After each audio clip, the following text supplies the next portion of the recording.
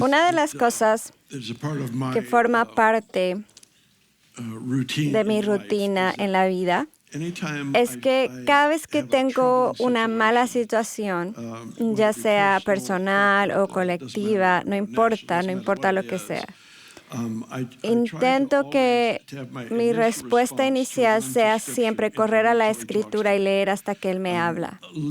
Literalmente, mi escondite, mi lugar de seguridad, mi lugar de refugio, de fortaleza personal está en la palabra. Y no es un proceso de 5 minutos, sino que es donde intento anclarme en lo que Dios está diciendo. Oro, medito, me despierto por la noche recitándola, dependiendo de la situación en la que me encuentre. Y he hecho esto durante muchos años. De hecho, pasé por una situación bastante difícil hace como unos 12 o 13 años. Y recuerdo que leí Salmo 25 al 35. Son como 11 salmos. Y los leía una y otra vez. Y parecía que me alimentaba mucho, me animaba mucho. Y cuando encuentras lo que el Señor está ungiendo, cuando encuentras lo que Él está pensando, pero también te equipas para saber cómo orar. No somos observadores pasivos de la voluntad de Dios, somos participantes, colaboradores en ver su corazón siendo manifestado. Entonces, estuve repasando estos salmos esta última semana. Bueno, de hecho, estos últimos 6 o 8 meses lo he estado repasando.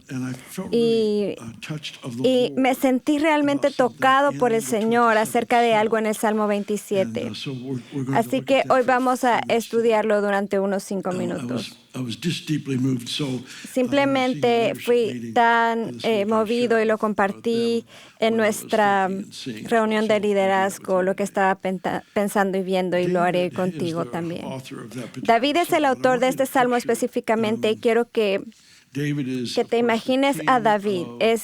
Es el rey de la nación más poderosa del planeta en ese momento. Lo conocemos como un guerrero increíble.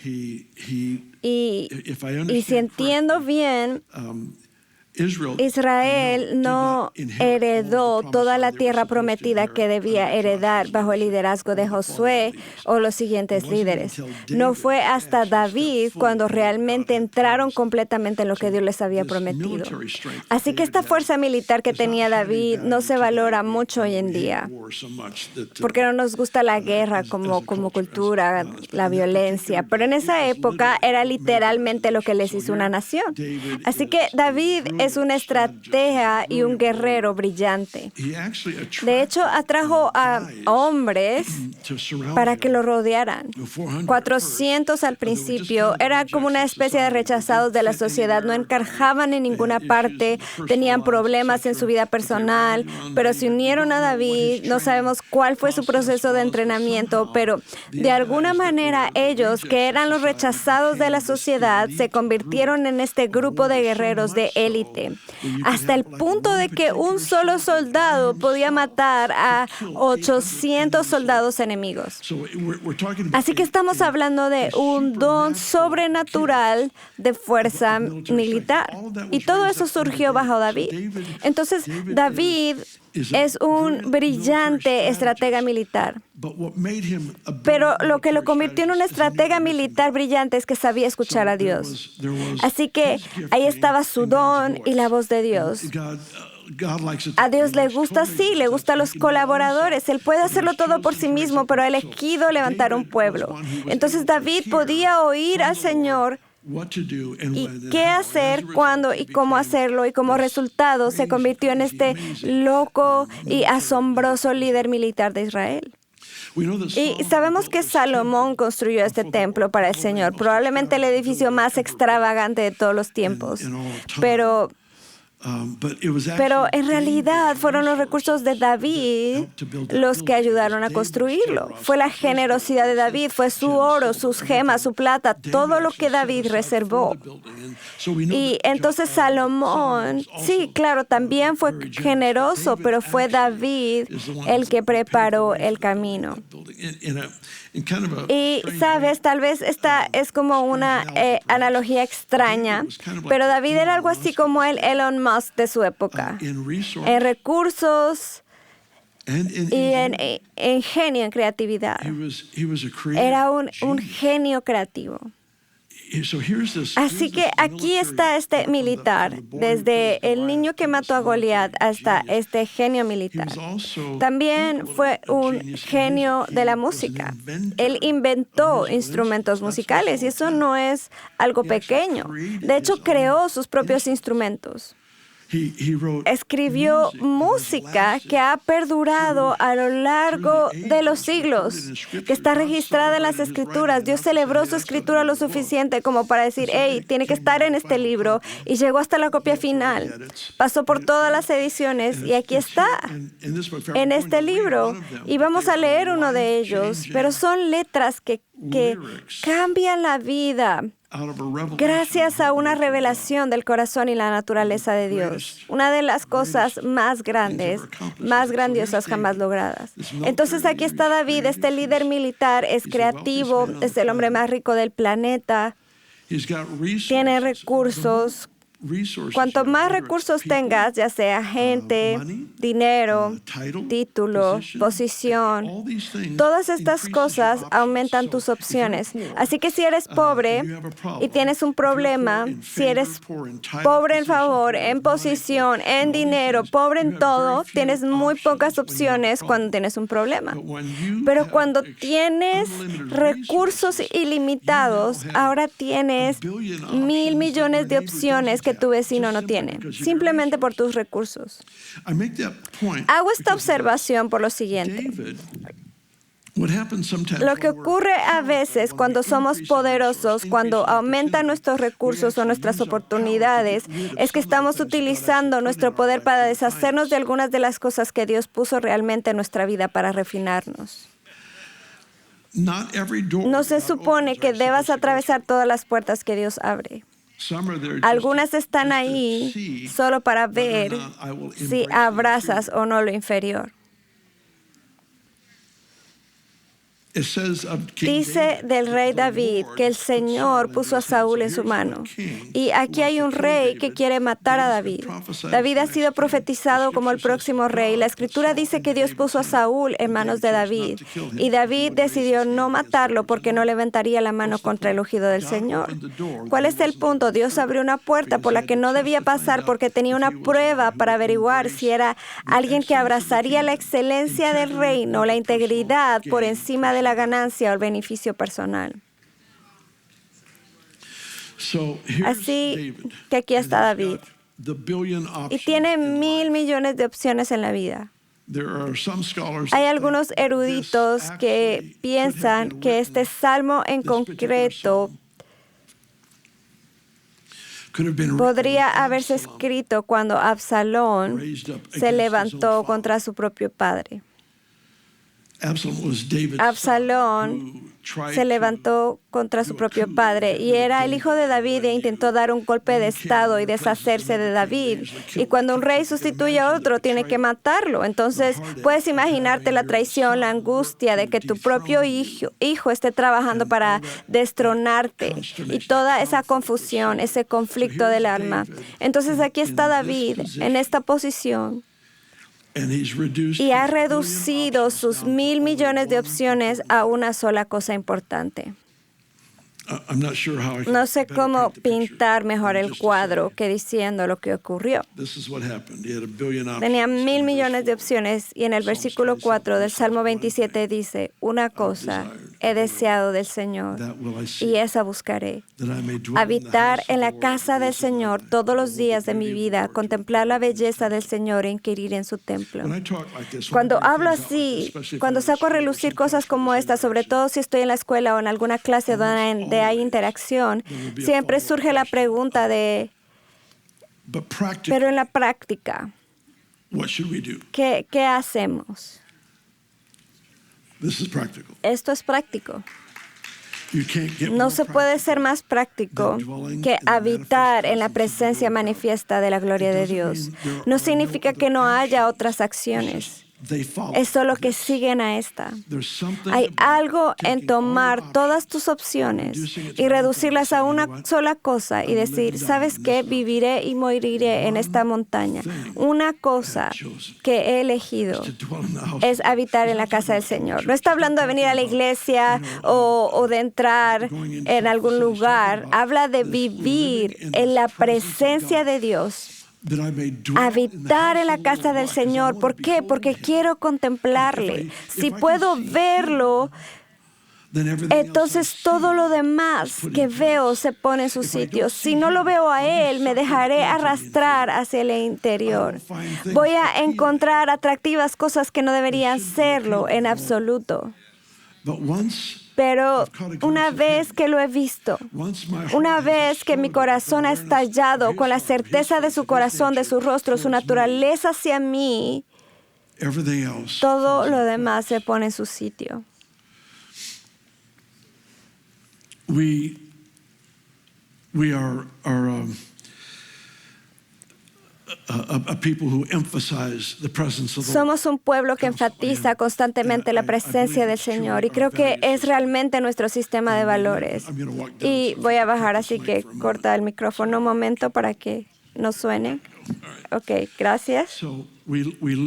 Entonces, valoramos la presencia del Señor. Y en este preciso momento soy muy consciente de que Chris está aquí. Reconozco su presencia. Reconozco que está aquí y valoro que esté aquí. Pero hay una diferencia entre mi conciencia de su presencia y mi conciencia de su rostro. Hay una diferencia. Es un enfoque preciso, es algo más que conciencia de Dios, es centrarme en aquel que me ha llamado a sí mismo. Eso es diferente. Es diferente. Y lo que dice aquí es, quiero habitar en la casa del Señor para contemplarlo. Y más adelante en este salmo, de hecho, veámoslo ahora mismo, dice en el versículo 8, tú dijiste, busca mi rostro. Mi corazón te dijo, tu rostro, Señor, buscaré. Y quiero que veas este salmo de esta manera. Mira el versículo 3.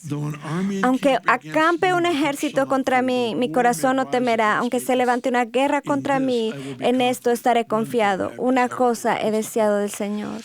¿Cuál es el punto? Es que esta decisión de una cosa está en medio de un conflicto intenso, en medio de una destrucción intensa. Y momentos como este son los que nos hacen buscar opciones. Si al menos puedo hacer esa llamada o extender un cheque, o puedo llamar a esta persona, o alguien me ayudará a conseguir esta reconciliación, lo que sea. Tenemos una larga lista de cosas que hay que hacer.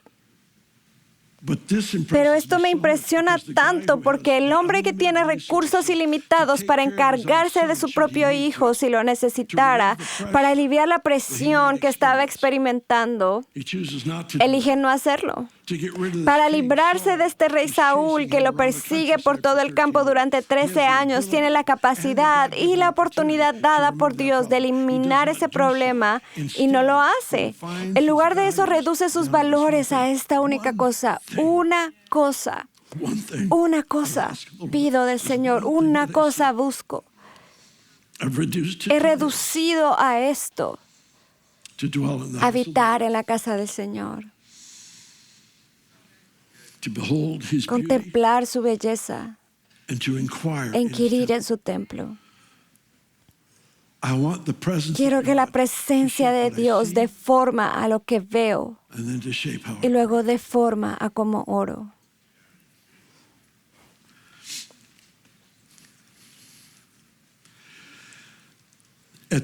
Y al final de este salmo, De hecho, ¿por qué no vas conmigo al versículo 13? Vamos a leer el 13 y el 14. Hubiera yo desmayado si no creyera que he de ver la bondad de Jehová en la tierra de los vivientes. Espera en el Señor, ten ánimo, y Él fortalecerá tu corazón. Espera, te digo, en el Señor. El versículo 13 es importante para mí. Habría desmayado. David es como si se nos confesara, es como si está diciendo, me conozco. Me habría deprimido, me habría rendido, habría tirado la toalla, a menos. Si no tuviera esta cosa a mi favor, es que esperaba ver la bondad del Señor en la tierra de los vivos. Lo anticipaba y lo esperaba. Esta única cosa me mantuvo fuera del foso. Esta única cosa me mantuvo fuera de este lugar en el que estaría en una constante batalla emocional y mental que no estaba preparado para ganar. Es una cosa, mi anticipación de ver la bondad del Señor en la tierra de los vivos. Lo que vio en el templo afectaba a lo que veía en la tierra de los vivos. Era contemplarlo a Él. Eso lo cambia todo. Es práctico. Es muy práctico. Cuando escribí el libro Cara a Cara con Dios, tuve que buscarlo para ver dónde había escrito sobre esto, sobre esperar en Dios. Y encontré dos palabras. Esta de aquí, esperar en Dios, en el Salmo 27, también se utiliza en el Salmo 37. Pero hay una segunda palabra, así que quiero darte los significados de estas dos palabras. Esta palabra concreta, esperar en Dios, del Salmo 27, puede traducirse como acechar o tender una emboscada. A menudo pensamos en esperar en Dios como una forma completamente distinta como lo enseña la Biblia, muy diferente. Y no es una quietud pasiva, es una postura de anticipación. Conlleva una cierta expectativa. Creo que por su naturaleza, la espera en Dios está impulsada por la esperanza, porque la esperanza es la anticipación gozosa del bien.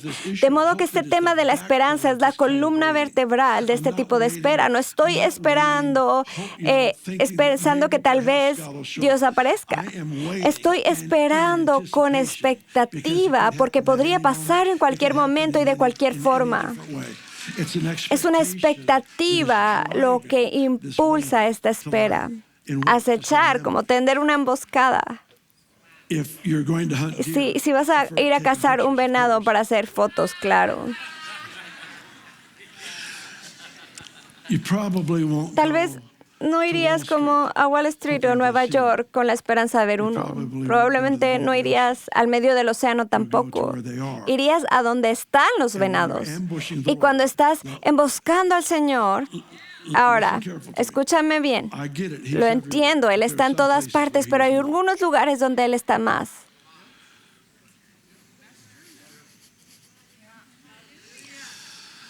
Él dice, cuando me busques de todo corazón, seré hallado por ti. Dijo a sus propios discípulos en Juan 14, me manifestaré a ustedes, lo que significa, me voy a hacer notar. Me voy a asegurar de saltar en medio del camino por el que caminas cuando me buscas. Me voy a asegurar de ser yo con quien te cruces. Así que no es una violación de la soberanía, en realidad es cooperar con su plan predeterminado. Voy a ser hallado por ti. Todo el tiempo se critica a la gente por ir a diferentes lugares del mundo donde oyen que Dios está haciendo algo extraordinario. Pero eso es sabiduría, eso se llama esperar en Dios. Es eso, se llama esperar en Dios. Voy a cruzar a la ciudad o el país.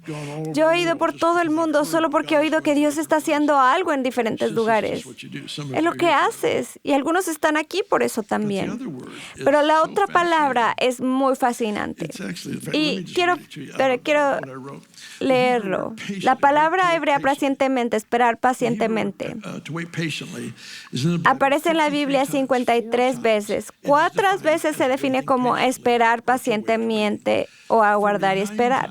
49 se define como retorcerse de dolor como en un parto o girar en el aire como en una danza, como un remolino. 49 de 53 veces es retorcerse de dolor. Eso es esperar. Retorcerse de dolor como en un parto o remolinear en el aire como en una danza. Son palabras extrañas. Hasta que te das cuenta, estuve presente en los 3 nacimientos de mis hijos. Benny también estuvo ahí. Y nunca voy a olvidar cuando nació Lía.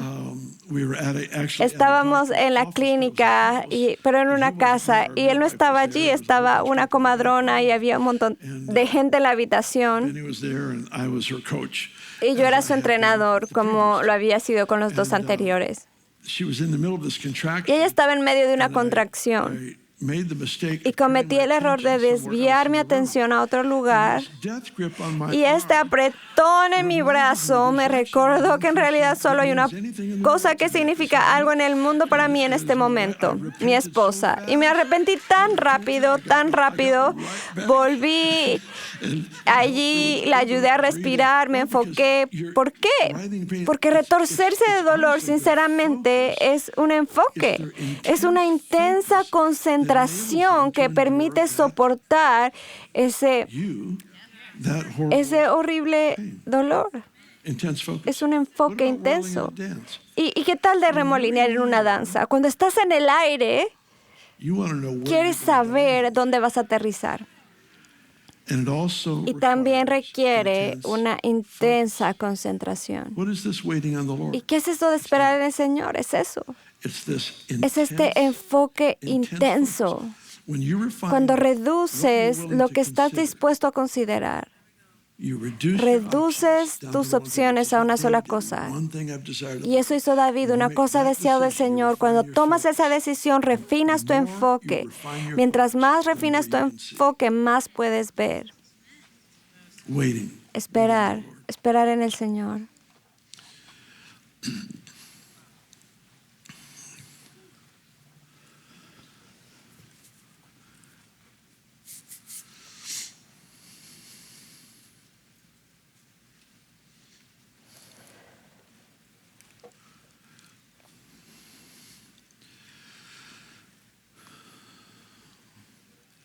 En los últimos días, y con últimos días me refiero tal vez al último año y algo, me he despertado por la noche más veces de las que me gusta contar, ¿sabes? Y hago una de 3 cosas. Suelo escoger una escritura, cualquier cosa que el Señor me traiga a la mente, específicamente también esta sección de los Salmos al 25 al 35. Tomo algunos versículos y los recito. Y a veces simplemente vuelvo mi corazón hacia el Espíritu Santo que está conmigo. En ese lugar de adoración, en ese lugar de afecto, su presencia comienza a manifestarse.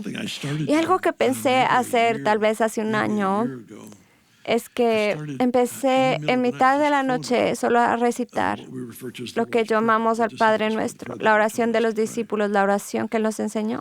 Y ni siquiera estoy seguro de por qué, es decir, siempre es una buena oración. No creo que no la enseñara para que la memorizáramos y la oráramos, pero crea como unos límites bíblicos de oración.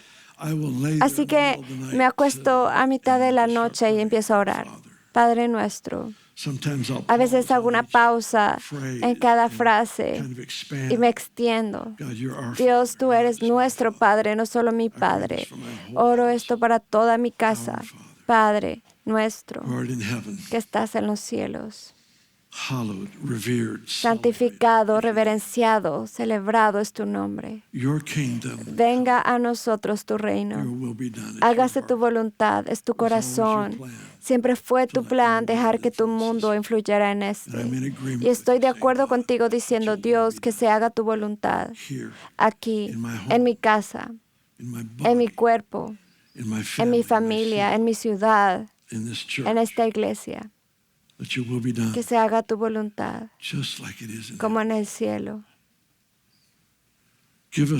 Danos hoy nuestro pan de cada día, que no nos falte nada. Que la abundancia de tu reino se vea y se pueda medir en todo lo que decimos y lo que hacemos. Danos hoy nuestro pan de cada día y perdona nuestras deudas. Dios, necesitamos perdón constantemente y determinamos perdonar a los demás. Así que perdónanos como nosotros perdonamos a los demás. No nos dejes caer en tentación.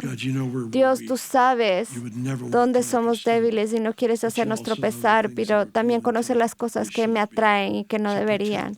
Entonces, protégeme de las situaciones en las que me sentiría presionado indebidamente a la hora de tomar decisiones. No me dejes caer en tentación, sino que líbrame del mal. Porque es tu reino, es tu poder y es tu gloria para siempre. Amén. En mitad de la noche. Y lo que ocurre la mayoría de las veces es que vuelvo a dormirme en algún lugar entre nuestro Padre y tuyo es el reino.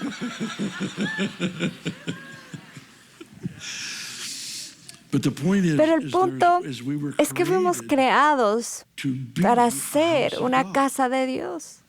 En realidad estamos diseñados para albergar y llevar la presencia del Espíritu de Dios. Entonces, cuando David ora esta oración, Dios, una cosa he deseado, en realidad está definiendo el hecho de que para esto nacimos. Y sí, hay muchas cosas que podemos hacer, hay decisiones que logramos crear, construir o hacer todas estas cosas, pero todo sale de este único lugar de habitación, un único lugar de morada, un único lugar de conexión con el Espíritu Santo. Y entonces, Padre, es lo que te pido. Oro eso para cada persona aquí, para cada hogar. Siento que van a liberarse unciones sobre los hogares. No será solo para individuos que tengan encuentros y rompimientos, sino que habrá un sentir de su presencia en los hogares. Y van a tener vecinos que vendrán a visitarlos porque van a ver algo, un resplandor o algo que está sucediendo sobre y alrededor de tu casa. Y van a entrar a tu casa como lo hemos visto, para entrar allí y la opresión abandonará sus cuerpos, diferentes tormentos abandonarán sus mentes, porque hay algo de Dios que está a punto de marcar la casa de Dios. Este lugar sí, pero tu casa sí, y tu lugar de trabajo, todos los lugares que pise la planta de tu pie que Dios te ha dado, para que seamos un pueblo que lleve la marca de la presencia a cada parte de la sociedad, la ciudad y la cultura. Oro esto sobre ti, declaro esto sobre ti, sobre mí, que nuestros hogares sean conocidos por la presencia manifiesta de la gloria de Dios. Te lo pido en el nombre de Jesús. Gracias.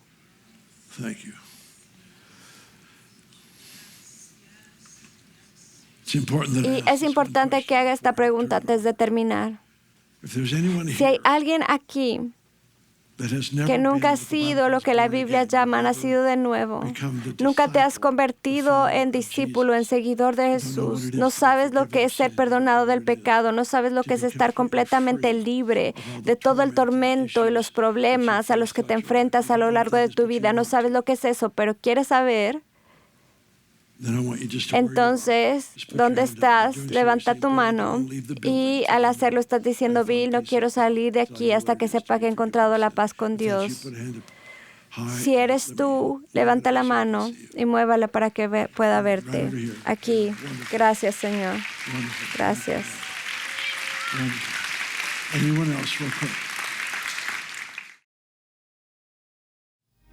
El Evangelio de Jesucristo es una buena noticia. Es el hecho de que realmente Jesús tomó nuestro lugar, recibiendo el castigo por nuestro pecado para que pudiéramos entrar en ese lugar de vida eterna. Te invito a volver tu corazón al Señor Jesús y decir, te recibo como mi Señor y Salvador. Me aparto de cada área de mi vida que no te honra y viviré intencionalmente para servirte, honrarte y celebrar quién eres como mi Señor y Salvador.